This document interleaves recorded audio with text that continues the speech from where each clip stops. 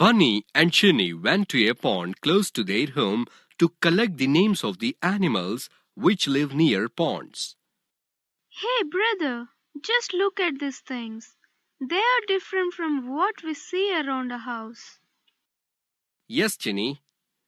Look at that eggs under lotus leaf. They are eggs of snails.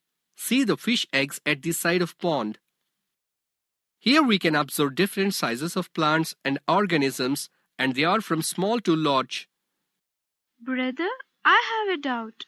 One day father said that when we go underwater, we need to hold our breath, and also we can't live in water for longer period of time.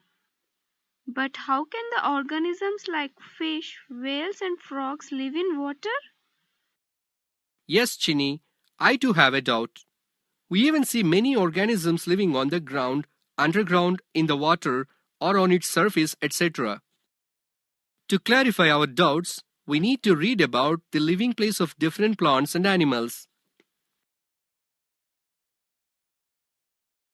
Drag and drop the options into the appropriate box based on where each organism lives respectively.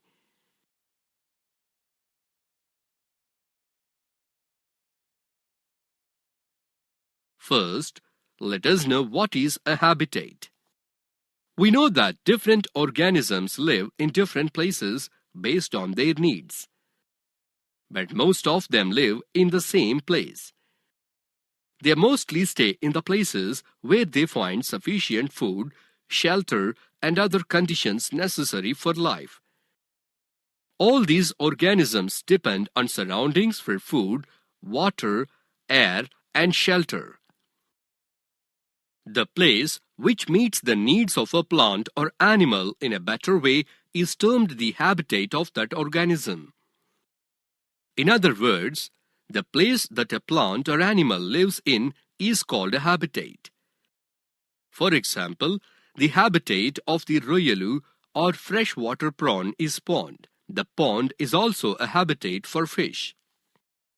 As a crow makes its nest on the trees, the habitat of the crow is a tree. You might have observed that there are some insects on the skin of a buffalo. Thus, the skin of the buffalo becomes the habitat for those insects. We know that there are different types of organisms in the entire world.